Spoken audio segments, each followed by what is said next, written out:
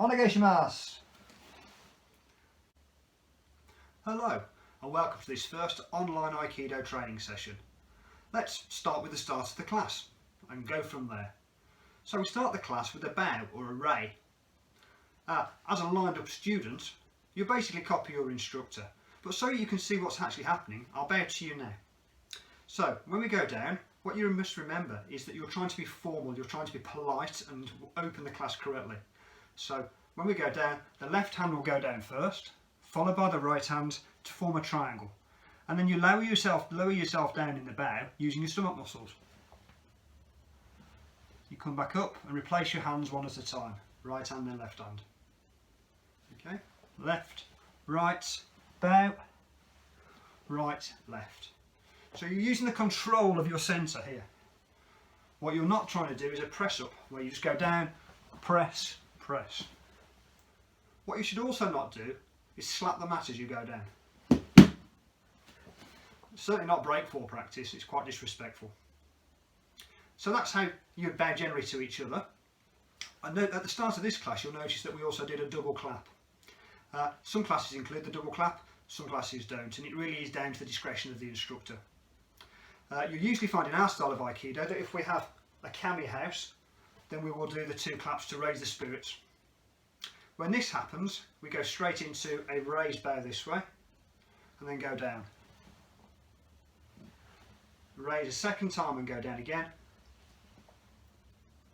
And on the third time when we raise, the hands slightly offset with a slight slide, and then you clap twice. Then you put the hands back together and bow again. And you'll stay down until your instructor turns around and starts the class with Onegaishimasu, or let's train. Okay, so let's see that one more time.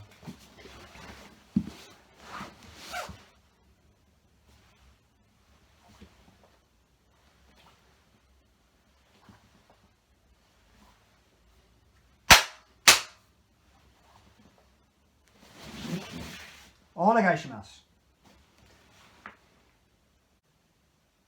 So while your instructor is teaching, unless they say otherwise, you should stay in seiza or kneeling posture. Now the correct way to kneel is with your feet lay this way. So you should not be up on your toes generally. You should be down here, resting back with your back straight. If you for some reason have a problem with your ankles or your toes or your knees, then you may sit cross-legged. But you should never sit with your feet sticking out this way. First of all, it's a trip hazard, and secondly, showing the soles of your feet is disrespectful. So keep that in mind. And something else that sometimes we may get asked as an instructor is our toes. When we're sitting, should our toes be together or should they cross? Some instructors tell you to cross the toes, others don't. Generally I would say sit however is the most comfortable for yourself. That's one aspect of Aikido that I've never been corrected on. Before you even get on the mat, take a look at your kit and make sure it's tidy and clean, and think about your own personal hygiene as well. People are going to be getting close to you, so make sure you perhaps put an extra spray of deodorant on, more than you would normally.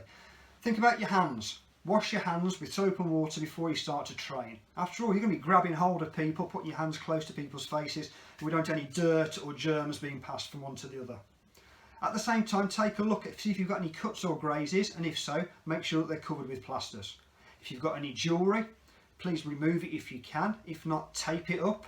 And the same goes for long fingernails. Try to keep them short for when you're training. We don't want people to get gouged. But if you do have longer fingernails, then wrap them up with a piece of sticking plaster. So we've looked at sitting or in seiza. Now we'll look at tachi or standing. So, basic Aikido stance, or hanmi as we call it. You start with your feet shoulder width apart comfortably, and you turn one foot to the side, about 90 degrees. If you look down, you'll be able to see a line from your big toe through your heel, and it should point to the instep here, just on the ball of your foot. You want your weight to be 50-50 spread, so you don't want to be leaning backwards, because then a partner could push you backwards. You don't want your weight to be too far forwards, otherwise you could be pulled forwards.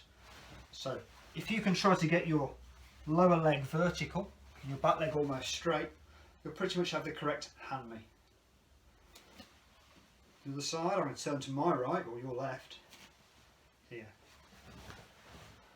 Hanmi is one of the biggest things that instructors pick up at their students on. Students are focusing on the techniques that closely that they forget what their feet are doing. And 9 times out of 10, if your feet aren't in the right place, your technique won't work. So it's really important this basic is drummed into your body. An exercise that you can practice at home, perhaps while you're waiting for the kettle to boil, is simply turning your foot into hanmi and then turning 180 degrees. Just lifting your feet and placing it down and getting the weight distribution. And as you turn, push your heel down into the mat. Okay, lift, put the ball of your foot down, push your weight down into your foot so you become grounded. All of your foot becomes sealed with the mat. Okay, so I've done enough talking. Stop the video and do a few.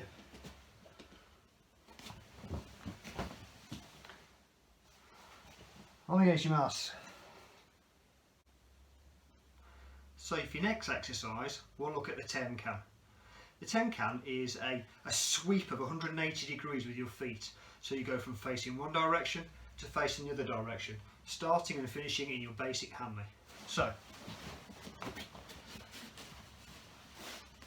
I start in my basic right hanmi. I start to turn on the ball of my foot, turning my toes in. The weight goes down and I'm going to drag my other foot backwards in a semicircle. Then I adjust my front foot into hanmi. And that is a tenkan completed, 180 degree turn. I can then complete a full circle by making a second tenkan. Turning the toes in, dragging back. Okay. Turn, kick, turn, kick. Even though you see it's my feet that are moving, the hip is actually pulling the weight of the leg backwards. So I start here on my right foot, I use my left hip to pull it back. Okay, that pulls all my body out of the way. And of course, then swap over and practice on my other foot. Again, turning the toes in, sweeping back with my foot. Turning the toes in, sweeping back. So you don't need a lot of space to practice this, as you can see here. Perhaps a metre or so, metre and a half at the most. Turn, practice. Swap over, turn,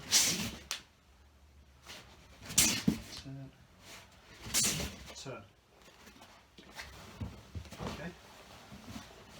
As I'm making the tenkan, my hands are in this posture. Sort of sweep. Okay. So I can do a practice on my knees at the same time. Here, imagine my knees are my toes. I pivot on my knees and switch into this hanmi. Turn my hand in into here. Here. Here. On the other side. Here. Here. Here. So again, you don't need much space. You just need some, well, you don't necessarily need much. You can do it on carpets, just make sure you protect your knees. Okay, and it's the same hanmi when I'm standing up, although you can't see it in the camera at the moment. Here, and push. Here, and push. Okay, so disappear off into your garden, go in your kitchen, find a bit of space, and have a practice of doing some tenkans. Onegaishimasu. So let's look at another exercise that you can do to practice placing your hanmi.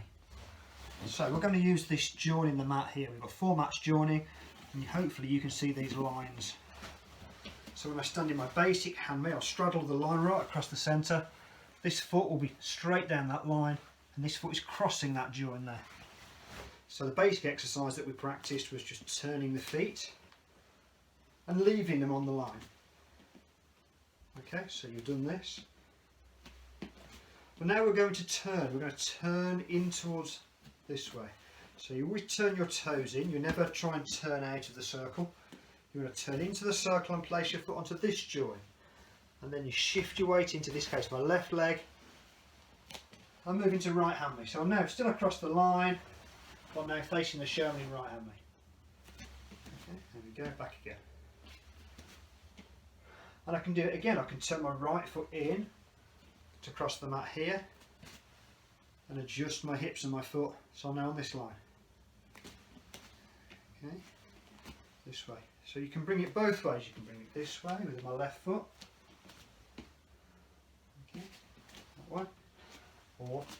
my right foot. It's your choice. It's always the front foot that moves first though. So if my right foot is forward, it has to go to here and then turn. My left foot's forward, it would come to here and turn. So find some tiles, find some lines, find a cross on the floor somewhere, or just imagine one in your head and practice turning this way. So turning your foot in, okay, that way, or turning back this way.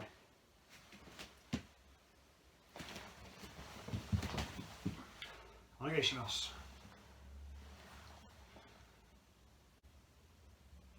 So that's the end of tonight's class. I know it was short, but I hope you enjoyed it. If you take away those exercises and practice them, we'll never have to worry about them ever again. Okay, so now it's really down to you to go and practice. But we'll finish the class.